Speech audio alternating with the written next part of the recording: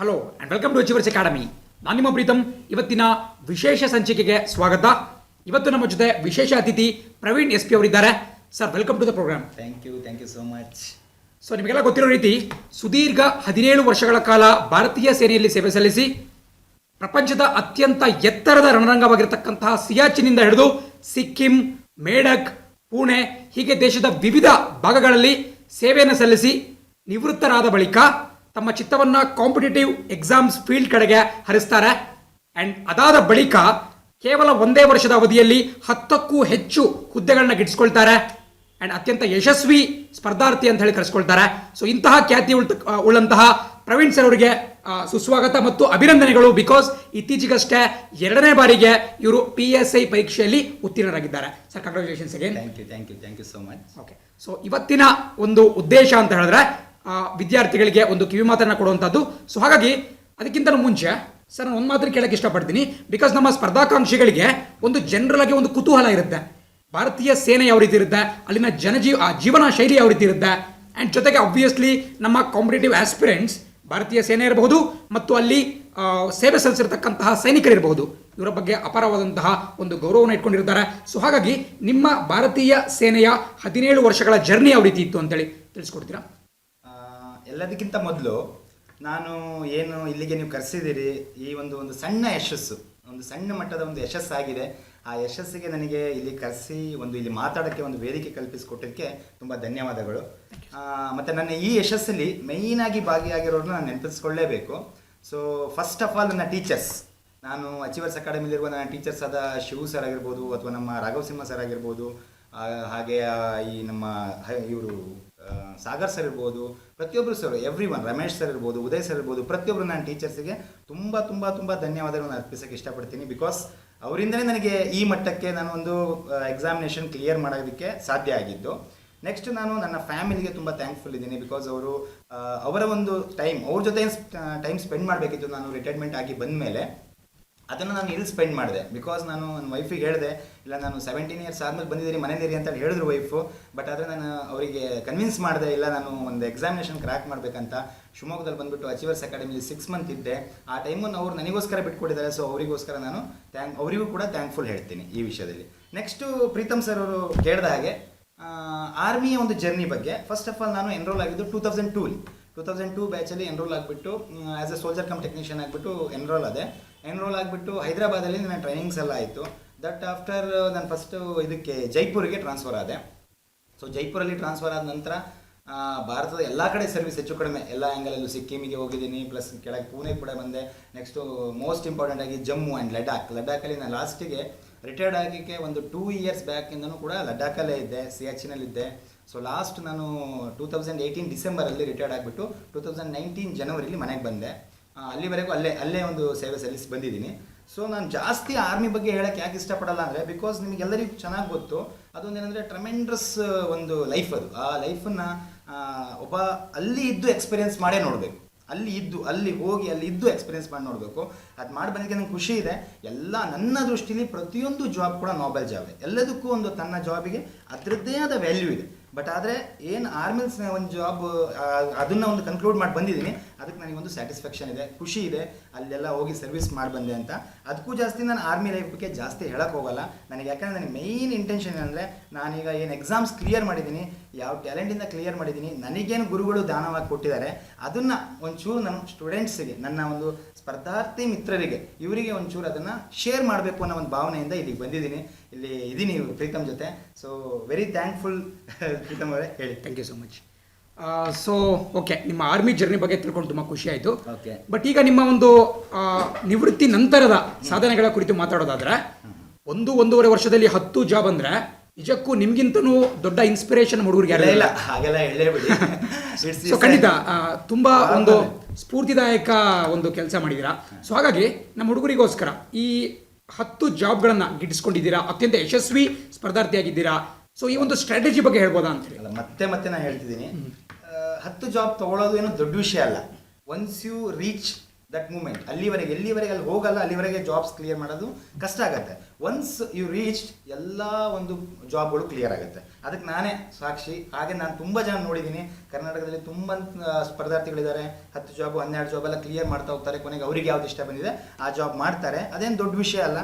So ಒಂದು ಸಣ್ಣ ಯಶಸ್ಸೇ. ಈ ಸಣ್ಣ ಯಶಸ್ಸಿಗೆ ನೀವೇನು ಈ ವೇದಿಕೆ ಕೊಟ್ಟಿದ್ದೀರಿ, ಇದರಲ್ಲಿ ನಾನು ಖಂಡಿತ ಹೇಳಕ್ಕೆ ಇಷ್ಟಪಡ್ತೀನಿ. ಫಸ್ಟ್ ಆಫ್ ಆಲ್ ನೀವು ಹೇಗೆ ಹೇಳಿದ್ರೆ ಇದು ಸಕ್ಸಸ್ ಅನ್ನೋ ಒಂದು ಸ್ಟೋರಿ ಇದೆಯಲ್ಲ, ಈ ಸಕ್ಸಸ್ ಸ್ಟೋರಿ ಫಸ್ಟ್ ಒಂದು ಫೇಲ್ಯೂರ್ ಸ್ಟೋರಿಯಿಂದ ಸ್ಟಾರ್ಟ್ ಆಗುತ್ತೆ. Okay. ಯಾಕಂದರೆ ನಾನು 2018 ಡಿಸೆಂಬರ್ಲಿ ಏನು ರಿಟೈರ್ಡ್ ಆಗಿ ಬಂದೆ, ಡಿಸೆಂಬರ್ ಎಂಡಲ್ಲಿ ಬಂದಿದ್ದೆ. So December January February 3 months ನನಗೆ ಟೈಮ್ ಇತ್ತು. ಫಸ್ಟ್ ಎಕ್ಸಾಮಿನೇಷನ್ ನಾನು ಅಟೆಂಡ್ ಮಾಡಿದ್ದು exercise sub inspector examination, February 17, 2019. ಆ ಒಂದು ಎಕ್ಸಾಮಿನೇಷನಲ್ಲಿ ನನ್ನ ಪರ್ಫಾರ್ಮೆನ್ಸ್ ತುಂಬ ಕಡಿಮೆ ಆಗ್ಬಿಡ್ತು. ನಾನು 3 ತಿಂಗಳು ಓದಿದ್ದೆ, ಎಫರ್ಟ್ ಹಾಕಿದ್ದೆ, ಎಲ್ಲ ಬುಕ್ಗಳನ್ನು ರೆಫರ್ ಮಾಡಿದ್ದೆ, ಕೆಲವೊಂದು ಬುಕ್ಗಳನ್ನು ರೆಫರ್ ಮಾಡಿದ್ದೆ. ಬಟ್ ಆ ಒಂದು ಎಕ್ಸಾಮಿನೇಷನಲ್ಲಿ ನನಗೆ ಮೇಯ್ನ್ ಪ್ರಾಬ್ಲಮ್ ಏನಾಯ್ತು ಅಂತ ಹೇಳಿದ್ರೆ, ನಾಟ್ ಪ್ರಾಪರ್ ಗೈಡೆನ್ಸ್. ಒಂದು ಪ್ರಾಪರ್ ಗೈಡೆನ್ಸು, ಪ್ರಾಪರ್ ಒಂದು ಪತ್ತಿರಲಿಲ್ಲ. ಈ ವೇಳೆ ಹೋಗ್ಬಿಟ್ರೆ ನೀನು ಎಕ್ಸಾಮ್ ಕ್ಲಿಯರ್ ಮಾಡ್ತೀಯಾ ಅಂತ. ಸೊ ನಾನು ತುಂಬ ಬುಕ್ಸ್ಗಳು ತೊಗೊಂಡೆ, 3 ಮಂತ್ಸ್ ಎಫರ್ಟ್ ಹಾಕಿದೆ, ಓದಿದೆ. ಬಟ್ ಲಾಸ್ಟಿಗೆ ಏನಾಯಿತು ಅಂತ ಹೇಳಿದ್ರೆ, ಎಕ್ಸೈಸ್ ಸಬ್ ಇನ್ಸ್ಪೆಕ್ಟ್ರಲ್ಲಿ ನಾನು ರೀಚ್ ಆಗೋಕ್ಕಾಗಿಲ್ಲ ಗೋಲ್. ಒಂದು 50% ಸ್ಕೋರ್ ಮಾಡೋಕ್ಕಾಗಿಲ್ಲ. ಸೊ ಅದಕ್ಕೋಸ್ಕರ ನನಗೆ ಒಂಥರ ಒಂದು ಭಾವನೆ ಬಂತು, ಇಲ್ಲಪ್ಪ ಯಾಕೆ ಇದು ರೀಚ್ ಮಾಡೋಕ್ಕಾಗ್ತಿಲ್ಲ ಅಂತ ಹೇಳಿ.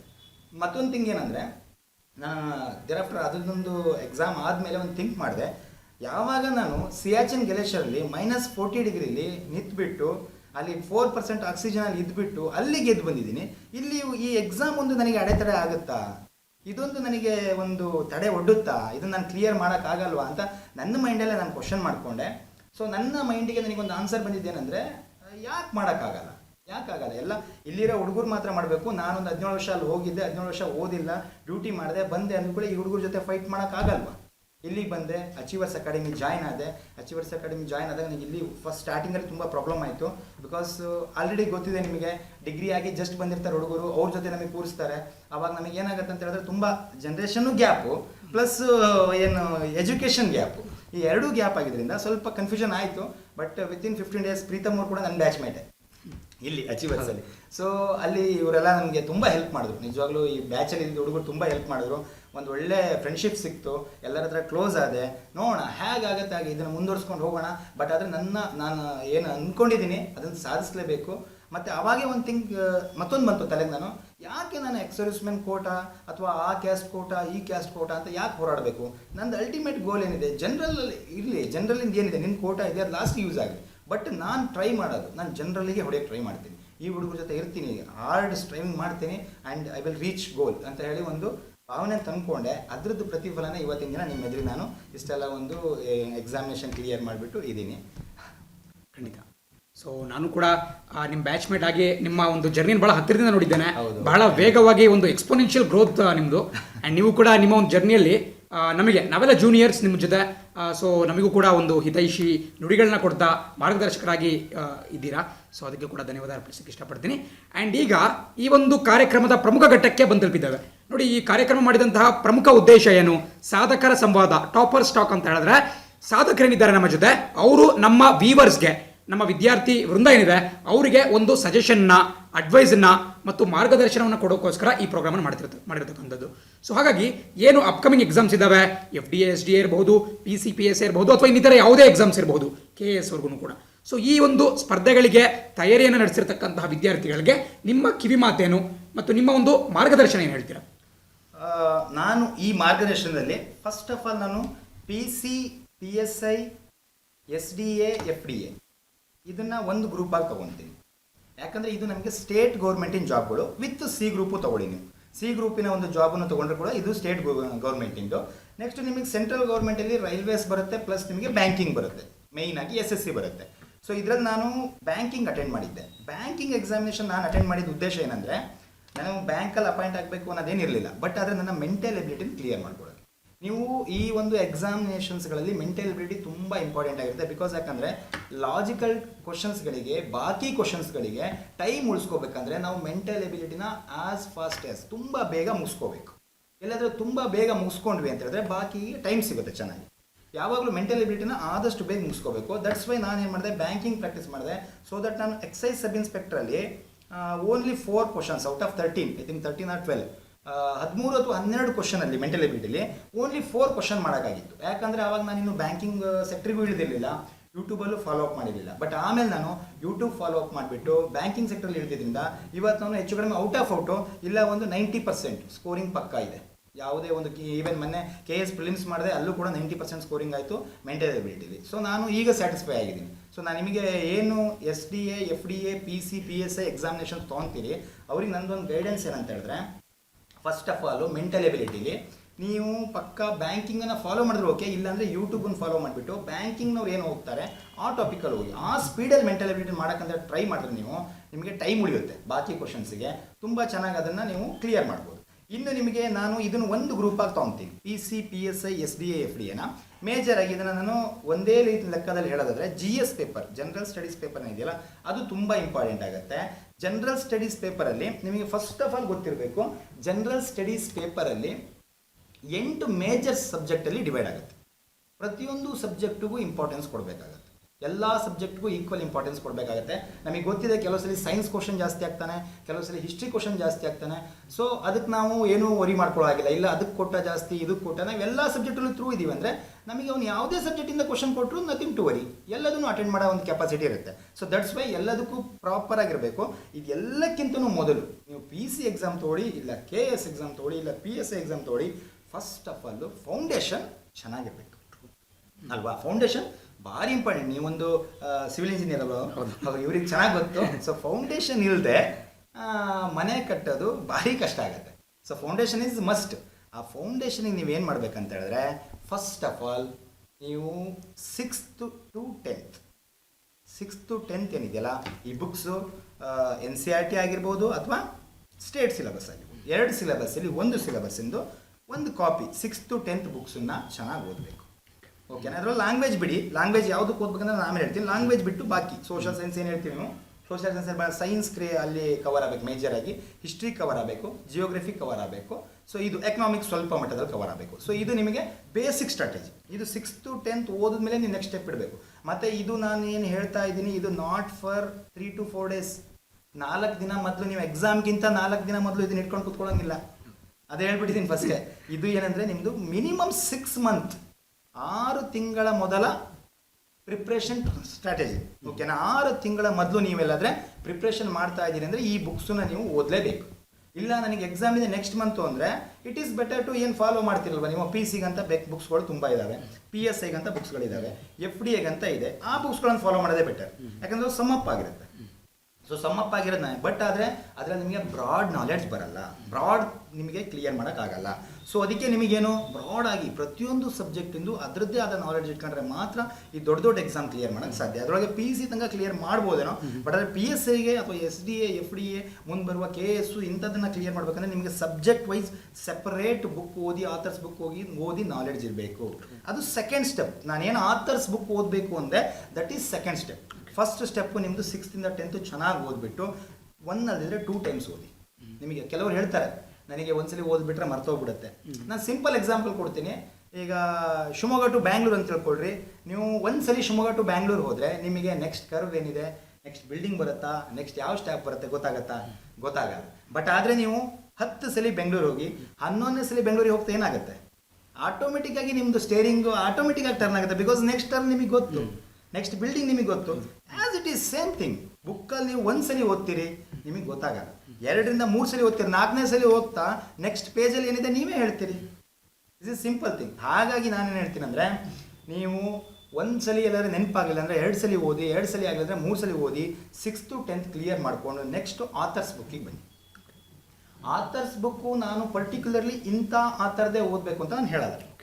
ಕನ್ನಡದಲ್ಲಿ ನೀವು ಓದಿದ್ರೆ ಕನ್ನಡ, UPSC ಏನು ಯೂಸ್ ಮಾಡ್ತೀವಿ ಸಿಲೆಬಸ್ಸು, ಆ ಸಿಲೆಬಸ್ ಪ್ರಕಾರ ನೀವು ಇಂಗ್ಲೀಷಲ್ಲಿ ಓದೋದಾದರೆ ನಿಮಗೆ UPSC ಪ್ಯಾಕೇಜ್ ಅಂತಲೇ ಸಿಗುತ್ತೆ. ನಿಮಗೆ ಅಮೆಜಾನ್ಸಲ್ಲೂ ಸಿಗುತ್ತೆ, ಇದರಲ್ಲಿ ಆ ಬುಕ್ಸೇ ಬಂದುಬಿಡುತ್ತೆ. ಅದು ನೀವು ಇಂಗ್ಲೀಷ್ ಮೀಡಿಯಮಲ್ಲಿ ಏನು ಪ್ರಿಪೇರ್ ಮಾಡ್ತಿದ್ದೀವಿ ಸ್ವಲ್ಪ ಈಸಿ ಆಗುತ್ತೆ. ಆ್ಯಕ್ಚುಲಿ ಅದು ಒಂದೇ ಕಾನ್ಸೆಪ್ಟಿಂದ ಬರೋದ್ರಿಂದ ತುಂಬ ಈಸಿ ಆಗಿಬಿಡುತ್ತೆ. ಸೊ ನಿಮಗೆ ಇಂಗ್ಲೀಷಲ್ಲಾದರೂ ಟ್ರೈ ಮಾಡಿ ಅಥವಾ ಕನ್ನಡದಲ್ಲೂ ಟ್ರೈ ಮಾಡಿ.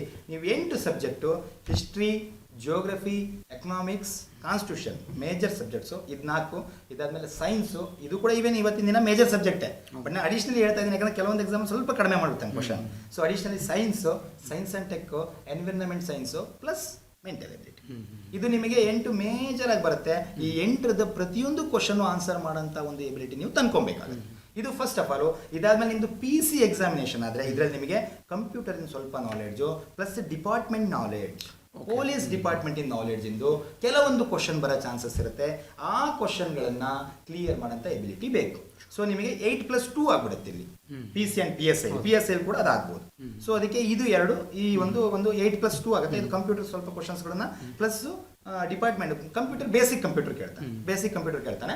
ಅದು ಬಿಟ್ಟರೆ ನಿಮಗೆ ಡಿಪಾರ್ಟ್ಮೆಂಟ್ ಕ್ವಶನ್ಗಳನ್ನು ಕೇಳ್ತಾರೆ. Department question in the sense ನಿಮಗೆ PC PSI ರ್ಯಾಂಕ್ ಸ್ಟ್ರಕ್ಚರು ಅಥವಾ ನಿಮಗೆ ಮುಂದೆ ರ್ಯಾಂಕ್ ಸ್ಟ್ರಕ್ಚರ್ಗಳು DGP ಅಥವಾ ವಲಯಗಳು ಈ ರೀತಿ ಎಲ್ಲ ಬರುತ್ತೆ.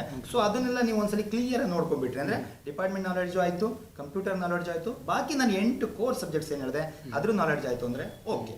ಇಷ್ಟು ನಿಮಗೆ ಮೇನ್. ಇದರಲ್ಲಿ ಹೇಗಪ್ಪ ಅಂದರೆ ಎಲ್ಲ ಸಬ್ಜೆಕ್ಟಿಗೂ ಮ್ಯಾಕ್ಸಿಮಮ್ ಆಗಿ ನೀವೀಗ 6th 10th ಓದಿರೋದ್ರಿಂದ ಆಥರ್ಸ್ ಬುಕ್ ಓದೋಕ್ಕೆ ಭಾರಿ ಈಸಿ ಆಗುತ್ತೆ. ಆಥರ್ಸ್ ಬುಕ್ ಓದಬೇಕು. ಆಥರ್ಸ್ ಬುಕ್ಗಳನ್ನು ಈಗ ತಗೋಬೇಕು. ನೀವು ಹಿಸ್ಟ್ರಿ ತಗೋಬೇಕು, ಜಿಯೋಗ್ರಫಿ ತಗೋಬೇಕು, ಎಕನಾಮಿಕ್ಸ್ ತಗೋಬೇಕು. ಇಂಥದೇ ಆಥರ್ಸ್ ಬುಕ್ ಅಂತ ನಿಮಗೆ ಬೇಕಂದರೆ ನೆಟ್ಟಲ್ಲಿ ಸರ್ಚ್ ಮಾಡಿರಿ, ಸ್ಟಾರ್ ರೇಟಿಂಗ್ಸ್ ನೋಡ್ರಿ, ಫ್ರೆಂಡ್ಸನ್ನು ಕೇಳಿ ಡಿಸೈಡ್ ಮಾಡಿ. ನಾನು ಒಬ್ಬರು ಆ ಥರದ್ದು ಹೇಳಲ್ಲ, ಯಾಕಂದರೆ ನಾವು ಇಲ್ಲಿ ಇದು ಮಾಡೋಕ್ಕಾಗೋದಿಲ್ಲ, ಅದನ್ನು ಡಿಸ್ಟಿಂಗ್ವಿಷ್ ಮಾಡೋಕ್ಕಾಗಲ್ಲ. ಇವ್ರು ಚೆನ್ನಾಗಿ ಬರ್ತಾರೆ, ಅವ್ರು ಚೆನ್ನಾಗಿ ಬರ್ತಾರೆ ಅಂತ ನಿಮಗೆ ಅದು ಅನಿಸ್ಬೇಕು. ಚೆನ್ನಾಗಿ ಬರ್ದಿಲ್ಲ ಅಂತ ನಿಮಗೆ ಅನಿಸ್ಬೇಕು. ಓದಿ ನಿಮಗೆ ಖುಷಿ ಸಿಗಬೇಕು. ಫಸ್ಟ್ ಆಫ್ ಆಲ್ ಬುಕ್ಕನ್ನು ಓದಬೇಕಲ್ಲ ಅಂತ ಓದಬಾರ್ದು, ಖುಷಿಯಾಗಿ ಓದಬೇಕು. ನನಗೆ ಇದರಿಂದ ನಾಲೆಡ್ಜ್ ಸಿಗ್ತಿದೆ, ಗೈನ್ ಆಗ್ತಿದೆ ಅಂತ ಓದಬೇಕು. ಅದರಲ್ಲೇ ತುಂಬ ಖುಷಿ ಇರುತ್ತೆ, ಆನಂದ ಇರುತ್ತೆ. ಆ ಬುಕ್ ಓದೋ ಆನಂದ ನೀವು ಆ ಬುಕ್ಕಿಂದನೇ ತೊಗೊಬೇಕು. ಸೊ ಹಾಗಾಗಿ ನೀವು ಆ ಬುಕ್ಸ್ ನೋಡಬೇಕು, ಅದನ್ನು ಪರ್ಟಿಕ್ಯುಲರ್ಲಿ ಆ ಬುಕ್ಕನ್ನು ತೊಗೊಬೇಕು, ಬುಕ್ಸ್ ಓದಬೇಕು. ಸೊ ಆಥರ್ಸ್ ಬುಕ್ ಓದಬೇಕು. ಇನ್ನು ನಿಮಗೆ SDA FDA ಬಂತಂತ ಹೇಳಿದ್ರೆ ಇದರಲ್ಲಿ ನಿಮಗೆ ಸ್ವಲ್ಪ ಕ್ವಶನ್ ಪ್ಯಾಟರ್ನ್ ಚೇಂಜ್ ಮಾಡ್ತಾರೆ. PC PSI ಸೇಮ್ ನಿಮಗೆ ಡೈರೆಕ್ಟ್ ಕೇಳೋ ಕ್ವಶನ್ಸ್ ಇರುತ್ತೆ. SDA FDA ಮತ್ತು ಪ್ಲಸ್ KS ನಾನು ಅಷ್ಟು ಜಾಸ್ತಿ ಮಾತಾಡೋದ, ಬಿಕಾಸ್ ಮೈನ್ಸ್ ನಾನಿನ್ನೂ ಬರ್ತಿಲ್ಲ. ನಾನು KS ಪ್ರಿಲಿಮ್ಸ್ ಮಾತ್ರ ಅಟೆಂಡ್ ಮಾಡಿರೋದು, ಮೈನ್ಸ್ ಅಟೆಂಡ್ ಮಾಡಿಲ್ಲ. ಈಗ ಪ್ರಿಲಿಮ್ಸ್ ಮೊನ್ನೆ ಅಟೆಂಡ್ ಮಾಡಿದ್ದೆ, ಫಸ್ಟ್ ಅಟೆಂಪ್ಟೇ ನಂಗೆ ಸಿಕ್ಕಿರೋದು. ಸೊ ನೆಕ್ಸ್ಟ್ ನಾನು KS ಮೈನ್ಸ್ ಬರೀತೀನಿ. ಆ ನಂತರ ನಿಮಗೆ KS ಬಗ್ಗೆ ನಾನು ಗೈಡ್ ಮಾಡಬಲ್ಲೆ. ಸೊ ನಾನು ಈಗಲೇ ಗೈಡ್ ಮಾಡೋಕ್ಕೆ ಹೋಗೋದಿಲ್ಲ. ಸೊ ನಂದು up to the mark FDA SD ನಂದೇನು ಕ್ಲಿಯರ್ ಆಗಿದೆಯಪ್ಪ ಎಕ್ಸಾಮ್ಸು, ಆ ಕ್ಲಿಯರ್ ಬಗ್ಗೆ ನಿಮಗೊಂದು ನಾಲೆಡ್ಜ್ ಕೂಡ ಒಂದು ಎಬಿಲಿಟಿ ಇದೆ, ಅದು ಕೊಡ್ತೀನಿ.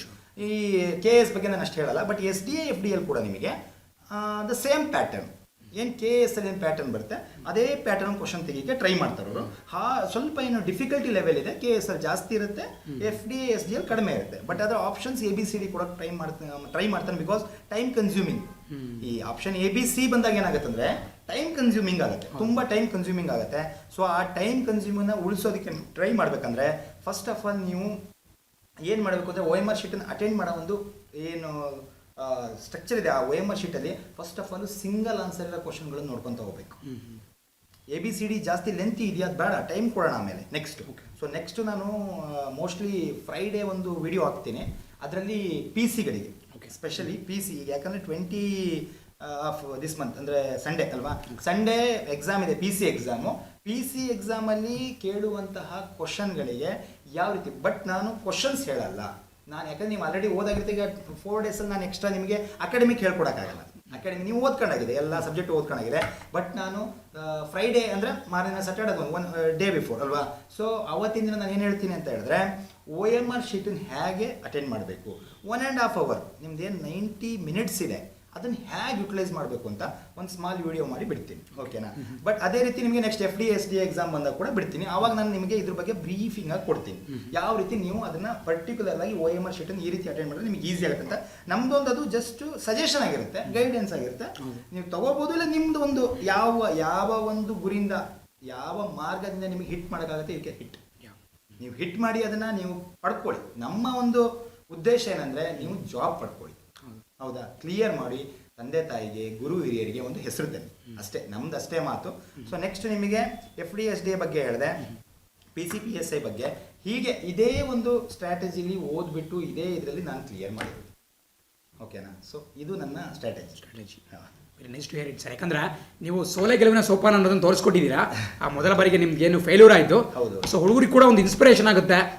ಧೃತಿಗೆಡಬಾರ್ದು, ಯಾವುದೇ ಕಾರಣಕ್ಕೂ ಮರಳಿ ಯತ್ನ ಮಾಡುವ ರೀತಿ ಯತ್ನ ಮಾಡಬೇಕಾಗತ್ತೆ. ಆ್ಯಂಡ್ ಈಗ ಪ್ರಾಬಬ್ಲಿ ಮತ್ತೊಂದು ಕ್ವಶನ್ ಏನು ರೈಸ್ ಆಗ್ಬೋದು ಅಂದರೆ PSI ಅಲ್ಲಿ ಮತ್ತೊಂದು ಪೇಪರ್ 1 ಅಂತ ಬರುತ್ತೆ, ಅದು ಸ್ವಲ್ಪ ಕಬ್ಬಿಣದ ಕಡಲೆ ಅಂತ ಹುಡುಗರು ಟ್ರೀಟ್ ಮಾಡ್ತಾರೆ. ಸೊ ಅದ್ರ ಬಗ್ಗೆ ಸ್ವಲ್ಪ ಕಿವಿಲ್ಲ. ಕಬ್ಬಿಣದ ಕಡಲೆ ಅನ್ನೋದೇನಿಲ್ಲ, ನಿಜವಾಗ್ಲೂ ನಮ್ಮಲ್ಲಿ ಪ್ರಿಪ್ರೇಷನ್ ಲೆವೆಲ್ ಚೆನ್ನಾಗಿತ್ತಂದ್ರೆ ಯಾವುದೇ ಪೇಪರ್ ಕೂಡ ಟಫ್ ಅಲ್ಲ, ಓಕೆನಾ. ನೀವು ಹೇಳ್ದಂಗೆ ಈಗ PSI ಫಸ್ಟ್ ಪೇಪರ್ ಅಲ್ವಾ. ಸೊ ಫಸ್ಟ್ ಪೇಪರ್ ಅಂತ ಹೇಳಿದ್ರೆ ಇದರಲ್ಲಿ ನಿಮಗೆ ಒಂದು essay, ಆಮೇಲೆ ಒಂದು translation Kannada to English and English to Kannada, ಎರಡು ಟ್ರಾನ್ಸ್ಲೇಷನ್ ಬರುತ್ತೆ, 10 marks, okay each 10 marks and ಒಂದು precis writing 10 marks, English 10 marks, English essay in English Kannada, both language, ಯಾವ ಲ್ಯಾಂಗ್ವೇಜ್ ಎಲ್ಲ ಬರಿಬೋದು. ಸೊ 50 ಮಾರ್ಕ್ಸ್, 50 ಮಾರ್ಕ್ಸ್ಗೆ ನಿಮಗೆ ಈ ಒಂದು ಪೇಪರ್ ಇರುತ್ತೆ, ಎಸ್ಸೆ ಪೇಪರ್.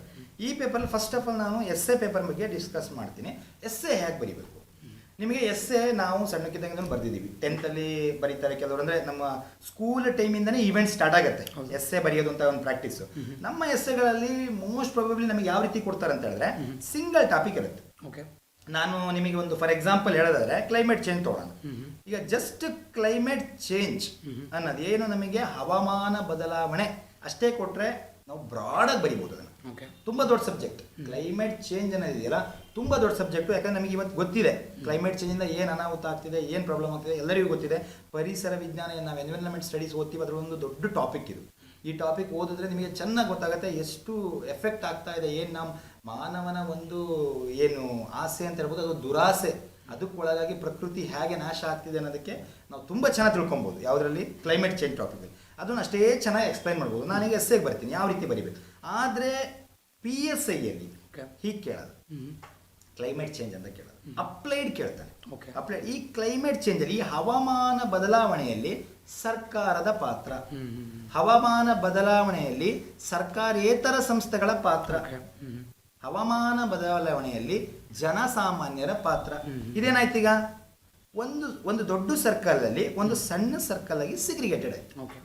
ಪರ್ಟಿಕ್ಯುಲರ್ ಆಗಿ ಆ ಟಾಪಿಕ್ ಮೇಲೆ ಇಲ್ಲಿಗ ಅವನು ಏನು ಕೇಳಿದ ಕ್ಲೈಮೇಟ್ ಚೇಂಜ್, ಇಲ್ಲಿ ನಿಮಗೆ ಏನು ಸರ್ಕಾರದ ಪಾತ್ರ ಅನ್ನೋದಿದೆಯಲ್ಲ, ಹವಾಮಾನ ಬದಲಾವಣೆಯಲ್ಲಿ ಸರ್ಕಾರದ ಪಾತ್ರ. ಸೊ ಸರ್ಕಾರದ ಪಾತ್ರ ಇದೆಯಲ್ಲ, ದಟ್ ಈಸ್ ಇಂಪಾರ್ಟೆಂಟ್.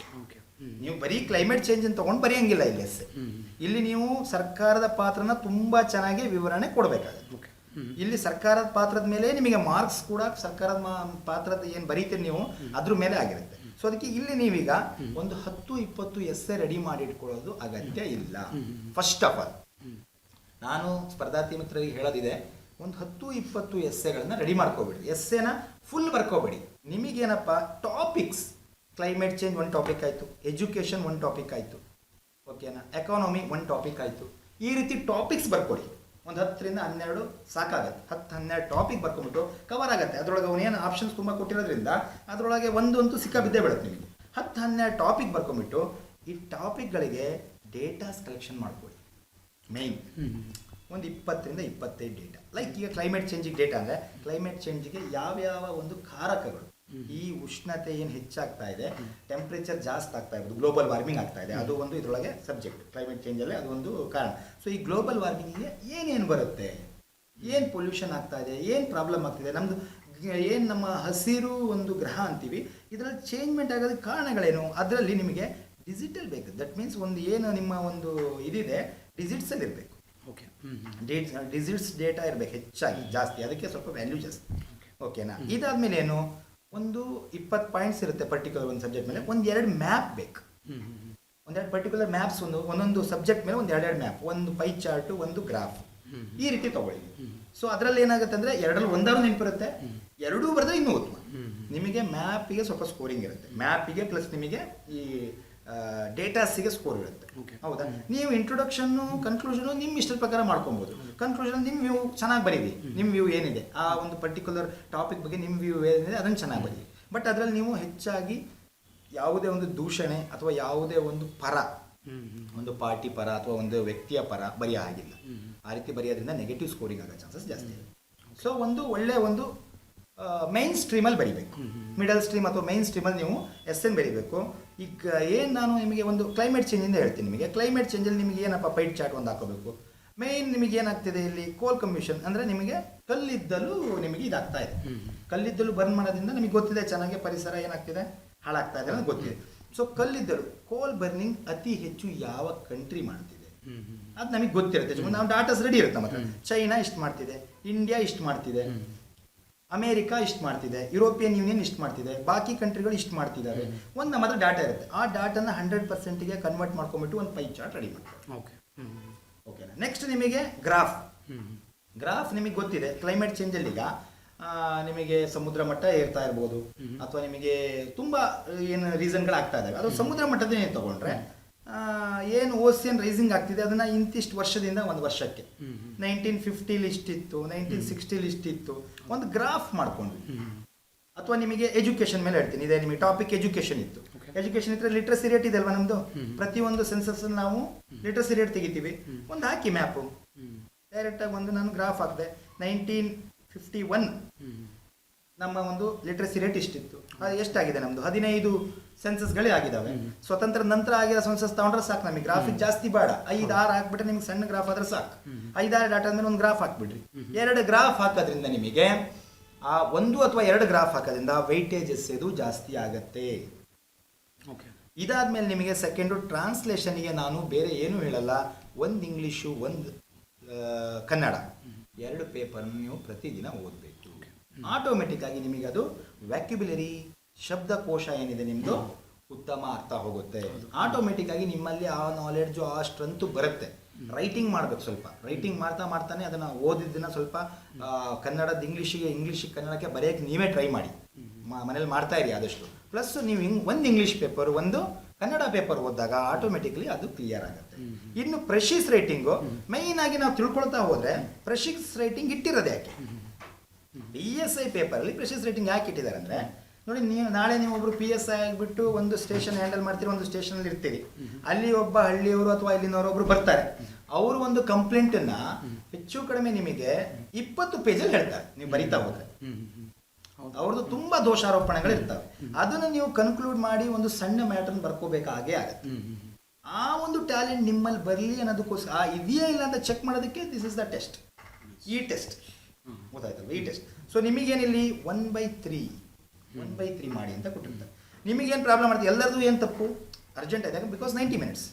ಎಸ್ಸೆಗೆ ತುಂಬ ಟೈಮ್ ಹೋಯ್ತು, ಟ್ರಾನ್ಸ್ಲೇಷನ್ಗೆ ತುಂಬ ಟೈಮ್ ಹೋಯ್ತು, 10 ನಿಮಿಷ ಇದೆ, ಅದು ಹೆಂಗಪ್ಪ ಪ್ರಶ್ನೆ ಬೆಳೀಲಿ, ಎಷ್ಟು ವರ್ಡ್ಸ್ ಇದೆ ಅಂತ ನೋಡ್ಕೊಬೇಕು, 1/3 ಮಾಡಬೇಕು. No, nothing matters. ಅದರೊಳಗೆ ಏನಿಲ್ಲ, ನಿಮಗೆ ಫಸ್ಟ್ ಲೈನ್ ಓದಿ.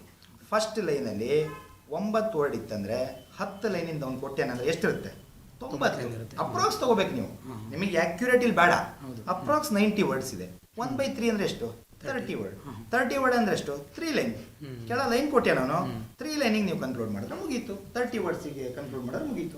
ಕನ್ಕ್ಲೂಷನ್ ನಿಮಗೆ 3-4 ನೀವು ಕನ್ನಡದಲ್ಲಿ ಅದು ಕನ್ನಡದಲ್ಲಿ ಕೊಟ್ಟಿರ್ತಾರೆ. ಸೊ ಕನ್ನಡದಲ್ಲಿ ನಿಮಗೆ ಒಂದು 3 ವಾಕ್ಯನ ಸೇರಿಸಿ ಅದೇ ಅರ್ಥ ಬರಂತೆ ಒಂದು ವಾಕ್ಯ ಬರೆಯೋದನ್ನು ದೊಡ್ಡ ವಿಷಯ. ಅದು ಆರಾಮಾಗಿ ಆಗುತ್ತೆ ನಿಮಗೆ. ಸೇಮ್ ಮೀನಿಂಗ್ ಚೇಂಜ್ ಆಗಿಲ್ಲ, ಥೀಮ್ ಚೇಂಜ್ ಆಗಿಲ್ಲ.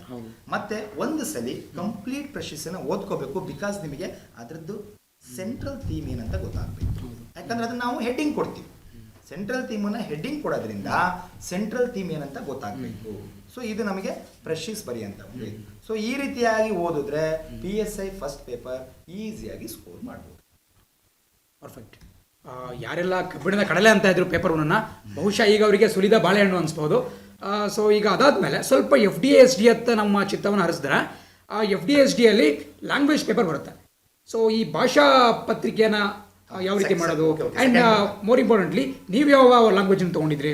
ಸೆಕೆಂಡ್ ಪೇಪರ್ ನಾನು ಕನ್ನಡ ಚೂಸ್ ಮಾಡಿದ್ದೆ. ಓಕೆ, ಬಹುಶಃ ನಮ್ಮ ರಾಜ್ಯದಲ್ಲಿ 90-95% ಜನ ವಿದ್ಯಾರ್ಥಿಗಳು ಈ ಕನ್ನಡನೇ ತೊಗೊಂತಾರೆ. Mother tongue definitely. ಸೊ ಈ ಕನ್ನಡವನ್ನು ಕ್ರ್ಯಾಕ್ ಮಾಡೋದು ಹೇಗೆ, ಉತ್ತಮವಾದಂತಹ ಅಂಕ ಗಳಿಸೋದು ಹೇಗೆ? ಹೌದು, ಇದು ಕನ್ನಡ. ಹೌದು, ನಾನು ಅವಾಗ ಎಕ್ಸ್ಪ್ಲೈನ್ ಮಾಡಲಿಲ್ಲ. SDFD ಮಾಡ್ತಾ ಒಂದೇ ಪೇಪರ್ ಮಾಡಿದೆ, GS1. ನಿಮಗೆ ನೆಕ್ಸ್ಟ್ ಕನ್ನಡ ಆರ್ ಇಂಗ್ಲೀಷ್ ಬಗ್ಗೆ ನಾನು ಹೇಳಲ್ಲ, ಕನ್ನಡ ಬಗ್ಗೆ ಹೇಳ್ತೀನಿ. ನಾನು ಅಟೆಂಡ್ ಮಾಡಿರೋದಲ್ವಾ, ಸೊ ಕನ್ನಡ ಬಗ್ಗೆ ಹೇಳ್ತೀನಿ. ಕನ್ನಡದಲ್ಲಿ ನಿಮಗೆ ಫಸ್ಟ್ ಆಫ್ ಆಲ್ ನೋಡಿ, ಕನ್ನಡ ನಮ್ಮ ಸರ್ಕಾರ ನಮ್ಮ ಮಕ್ಕಳಿಗೆ ಕಲ್ಸಕ್ಕೆ ಯಾವಾಗ ಟ್ರೈ ಮಾಡುತ್ತೆ? ಅವರಿಗೆ ಬೇಸಿಕ್ ಇಂದ ಸ್ಟಾರ್ಟ್ ಮಾಡ್ತಾರೆ. ನಮಗೆ ಸ್ವಲ್ಪ ಹೈಯರ್ ಲೆವೆಲ್ ಬೇಕಾಗುತ್ತೆ. ಒಂದು 4th ಇಂದ 10th ತನಕ ಇದೆಯಲ್ಲ, ಒಳ್ಳೆ ರೀತಿಯಲ್ಲಿ ಕನ್ನಡ ಕಲ್ಸಕ್ಕೆ ಟ್ರೈ ಮಾಡ್ತಾರೆ. ಯಾರು? ನಮ್ಮ ಗೌರ್ಮೆಂಟ್. ಸೊ ಅದನ್ನೇ ನಮ್ಮ ಹತ್ರ ಮತ್ತೆ ಅವ್ರು ಕೇಳ್ತಾರೆ. ಸಿಂಪ್ಲಿ ನೀವು 10th ಆಯ್ತು, PUC ಮುಗಿಸಿದ್ರಿ, ಡಿಗ್ರಿ ಮುಗಿಸಿದ್ರಿ, 4th ಇಂದ 10th ನಾವೇನು ಕಲ್ಸಿದ್ವಿ ಅದು ನಿಮ್ಮ ತಲೆಯಲ್ಲಿ ಇದೆಯಾ ಇಲ್ಲ, ಅದೇ ಚೆಕ್ ಮಾಡೋದು ಸಿಂಪಲ್ ಆಗಿ. ಸೊ ಅದನ್ನು ಅವ್ರು ಚೆಕ್ ಮಾಡೋದ್ರಿಂದ ನಾವು 4th to 10th ಏನು ಕನ್ನಡ ಬುಕ್ಸ್ ಇದೆ, ಈ ಬುಕ್ಸಲ್ಲಿರುವ ಕವಿ ಕಾವ್ಯ ವಿಚಾರ, ತತ್ಸಮ ತದ್ಭವ, ವಿರುದ್ಧಾರ್ಥಕ ಪದ, ಸಮಾನಾರ್ಥಕ ಪದ, ಇವುಗಳನ್ನು ನೋಡ್ಕೊಬೇಕು. ಫಸ್ಟ್ ಆಫ್ ಆಲ್ ಇಷ್ಟು ಓದಬೇಕು. ನೀವು ಒಳ್ಳೆ ಸ್ಕೋರ್ ಮಾಡಬೇಕು ಅಂದರೆ FDSDಯಲ್ಲಿ ಇದನ್ನು ನೋಡಲೇಬೇಕು. First of all 4th to 10th. 4ನೇ ಕ್ಲಾಸು ತುಂಬ ಸಣ್ಣ ಕ್ಲಾಸ್ ಅಂತ ಬಿಡಾಗಿಲ್ಲ, ಕನ್ನಡದ ವಿಷಯದಲ್ಲಿ ಬಿಡಂಗಿಲ್ಲ. 4ನೇ ಕ್ಲಾಸಿಂದನೇ ಸ್ಟಾರ್ಟ್ ಆಗುತ್ತೆ. ಆ್ಯಕ್ಚುಲಿ 1ನೇ ಕ್ಲಾಸಿಂದ ಸ್ಟಾರ್ಟ್ ಆಗುತ್ತೆ. ಅ ಇಂದನೇ ಸ್ಟಾರ್ಟ್, ಯಾಕಂದ್ರೆ ನಮಗೆ ಅ ಈ ಮೇಲೆ ಕ್ವಶನ್ ಬರುತ್ತೆ. FDSD ಅಲ್ಲಿ ಅ ಈ ಮೇಲೆ ಬರುತ್ತೆ, ಸ್ವರ ವ್ಯಂಜನ ಪ್ರತಿಯೊಂದು ಬರುತ್ತೆ ಕ್ವಶನ್. ಹಾಗಾಗಿ ನಾವು 1ನೇ ಕ್ಲಾಸನ್ನು ನೆಗ್ಲೆಕ್ಟ್ ಮಾಡಂಗಿಲ್ಲ. ಬಟ್ ಆದರೆ ನಮಗೆ ಒಂದು 4th ಇಂದ ಓದಿದ್ರೆ ಸಾಕು. ಇನ್ನು ಒಂದು ಕನ್ನಡ ಆಥರ್ದು ಯಾವ್ದಾದ್ರು ಬುಕ್, ಆಥರ್ಸ್ ಬುಕ್ ಒಂದು ಕನ್ನಡ ಇಟ್ಕೋಬೇಕು. ಕನ್ನಡದಲ್ಲಿ ಯಾವ ರೀತಿ ಸಂಧಿ, ಸಮಾಸ, ಛಂದಸ್ಸು, ರಗಳೆ ಇವೆಲ್ಲ ಏನು ಬರುತ್ತೆ, ಉಪಮೇಯ ಇದೆಲ್ಲ ಏನು ಬರುತ್ತಲ್ಲ, ಟೋಟಲ್ ಅದಕ್ಕೆಲ್ಲ ಒಂದು ಬುಕ್ಕನ್ನು ಓದ್ಕೋಬೇಕು. ಒಂದು ಬುಕ್ಕಲ್ಲಿ ಓದೋದ್ರಿಂದ ವ್ಯಾಕರಣ ಕನ್ನಡ ಅಂತ ಏನು ಕರಿತೀವಿ, ಈ ವ್ಯಾಕರಣ ಕನ್ನಡ ನಮ್ಮದು ಕರೆಕ್ಟಾಗಿ ಮಾಡ್ಕೋಬೇಕು. ಸೊ ನಾನು ಅಲ್ಲೂ ಕೂಡ ನಿಮಗೆ ಆಥರ್ ಹೇಳಲ್ಲ. ಆಥರ್ ಯಾಕೆ ಹೇಳೋದಂದ್ರೆ, ಒಂದು ಆಥರ್ ಬೇಡ, ನಿಮಗೆ ಇಷ್ಟ ಬಂದಿದ್ದು, ಸ್ಟಾರ್ ರೇಟಿಂಗ್ ಚೆನ್ನಾಗಿದೆ, ಹುಡುಗರೆಲ್ಲ ಇಷ್ಟಪಡ್ತಾರೆ ಅಂಥದ್ದೇ ಬುಕ್ ಓದಿ, ತೊಂದರೆ ಇಲ್ಲ. ನಿಮಗೆ ನೆನಪು ಇಟ್ಕೋಬೇಕು ಅಷ್ಟೇ, ಅದು ಚೆನ್ನಾಗಿ ಅರ್ಥ ಮಾಡ್ಕೋಬೇಕು. ನೆನಪು ಮೆಮೊರೈಸ್ ಮಾಡೋಕ್ಕಿಂತ ಜಾಸ್ತಿ ಅದನ್ನು ತಮ್ಮಲ್ಲಿ ತಾವು ಏನು ಮಾಡ್ಕೊಳ್ರಿ, ಅರ್ಥ ಮಾಡ್ಕೊಳ್ಳಿ. ತುಂಬ ಅರ್ಥ ಮಾಡ್ಕೊಂಬಿಟ್ಟು ಚೆನ್ನಾಗಿ ಓದಿ. ಸೊ ಅದೊಂದು ಬುಕ್ ಬೇಕು. ಅದು ಬಿಟ್ಟು ಯೂಟ್ಯೂಬಲ್ಲಿ ಕೆಲವೊಬ್ಬರದು ಚೆನ್ನಾಗಿ ವಿಡಿಯೋ ಮಾಡಿದ್ದಾರೆ, ಕನ್ನಡದ ಟೀಚರ್ಗಳು, ಕನ್ನಡ ಟೀಚರ್ಸ್ಗಳದ್ದು ವಿಡಿಯೋ ನೋಡಿ. ನಿಮಗೆ ನಾನು ಅವ್ರದ್ದು ನೋಡಿ ವಿಡಿಯೋ, ಇವ್ರದ್ದು ನೋಡಿ ಅಂತ ಹೇಳಲ್ಲ. ನಿಮಗೆ ಯಾವ್ದು ಇಷ್ಟ ಆಗುತ್ತೆ, ಅಲ್ಲೂ ಕೂಡ ಯೂಟ್ಯೂಬಲ್ಲಿ ಮೋಸ್ಟ್ ವ್ಯೂಡ್ ಆಗಿರುತ್ತೆ.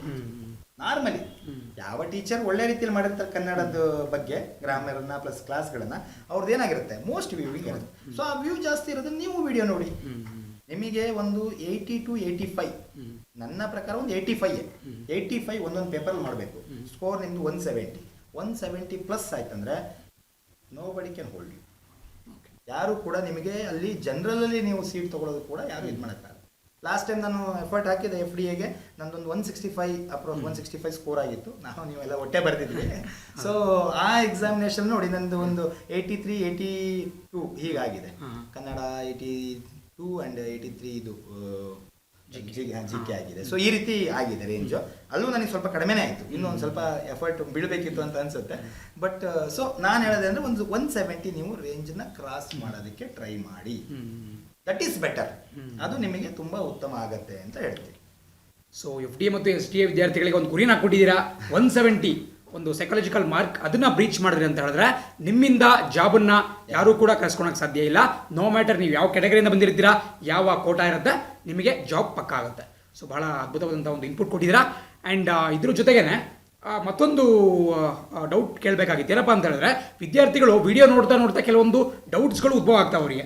ಸೊ ಇದನ್ನ ಕ್ಲಾರಿಫೈ ಮಾಡಲಿಕ್ಕೆ ಏನಾದರೂ ಪ್ಲಾಟ್ಫಾರ್ಮ್ ಇದೆ? ಬಿಕಾಸ್ ನೀವು ಆಗಲೇ ತಾನೇ ಹೇಳ್ತಾ ಇದ್ರಿ, ಐ ಥಿಂಕ್ ಶುಕ್ರವಾರ ಮತ್ತೊಮ್ಮೆ, ಫ್ರೈಡೇ ಮತ್ತೊಮ್ಮೆ ವಿಡಿಯೋ ಮಾಡ್ತೀರಿ ಅಂತ ಹೇಳಿದ್ರೆ. ಸೊ ವಿಡಿಯೋ ಮಾಡ್ತೀರಾ ಅಂತ ಹೇಳಿದ್ರೆ ವಿದ್ಯಾರ್ಥಿಗಳು ತಮ್ಮ ಡೌಟ್ಸನ್ನು ಕೇಳ್ಬೋದು ಅಂದರೆ ಯಾವ ಪ್ಲಾಟ್ಫಾರ್ಮನ್ನು ಅವರು ಯೂಸ್ ಮಾಡ್ಕೋಬೇಕಾಗುತ್ತೆ? ಫ್ರೈಡೇ ನಾನೇನು ವಿಡಿಯೋ ಮಾಡ್ತಾ ಇದ್ದೀನಿ, that's specialised for PC examination. Okay, only for PC exam. ಯಾಕಂದರೆ ಅವರಿಗೆ ಸಂಡೇ ಎಕ್ಸಾಮಿನೇಷನ್ ಇರೋದ್ರಿಂದ ಅವರಿಗೊಂದು ಯಾವ ರೀತಿ ಅಟೆಂಡ್ ಮಾಡಬೇಕು, ಅದು ದಟ್ಸ್ ಓನ್ಲಿ ಫಾರ್ ಏನು 90 ಮಿನಿಟ್ಸಲ್ಲಿ ಅವ್ರು ಏನು ಮಾಡಬೇಕು ಅನ್ನೋದ್ರ ಬಗ್ಗೆ ಇರುತ್ತೆ ಅಷ್ಟೇ. ಓಕೆ. ಇನ್ನು ನಿಮಗೆ ಬಾಕಿ ನಿಮಗೆ ಪರ್ಸ್ನಲಿ ಯಾವುದೇ ಒಂದು ಡೌಟ್ಸ್ ಇದ್ರೂ ಕೂಡ ಆ ಡೌಟ್ಸ್ಗಳನ್ನ ನೀವು ನಾನು ನೆಕ್ಸ್ಟ್ ಏನು ಮಾಡ್ತಾ ಇದ್ದೀನಿ ಆ ವಿಡಿಯೋದಲ್ಲಿ ಒಂದು ವಾಟ್ಸಪ್ ನಂಬರ್ ಕೊಡ್ತೀನಿ. ಆ ಒಂದು ನಂಬರಿಗೆ ನೀವು ಏನು ಫ್ರೈಡೇ ಈವ್ನಿಂಗ್ ಏನು ನಾನು ಹಾಕ್ತೀನಿ, ಆ ವಿಡಿಯೋದಲ್ಲಿ ಬರುವಂತಹ ಒಂದು ಲಿಂಕ್, ಆ ಒಂದು ಆ ನಂಬರಿಗೆ ನೀವು ವಾಟ್ಸಪ್ ಮಾಡಿದ್ರೆ ನನಗೀಗ ಏನು ಕ್ವಶನ್ಸ್ ಬರುತ್ತೆ ಅದನ್ನು ಸಮ್ಮಪ್ ಮಾಡಿಬಿಟ್ಟು ಅದಕ್ಕೊಂದು ಆನ್ಸರ್ ಒಂದು ವಿಡಿಯೋದ ಮೂಲಕ ಕೊಡೋಕ್ಕೆ ನಾನು ಪ್ರಯತ್ನ ಪಡ್ತೀನಿ. ಪ್ಲಸ್ ನಿಮ್ಮ ಮುಂದೆ ಲೈವ್ ಚಾಟಿಂಗಿಗೆ ಕೂಡ ಬರ್ತೀನಿ. ಸೊ ಇಷ್ಟೊತ್ತು ನಮ್ಮ ಬಳಿ ಒಂದು ಸಮಯವನ್ನು ಸ್ಪೆಂಡ್ ಮಾಡಿ ಬಹಳ ಅದ್ಭುತವಾದಂತಹ ಗೈಡೆನ್ಸ್ ಕೊಟ್ಟಿದ್ದೀರಾ.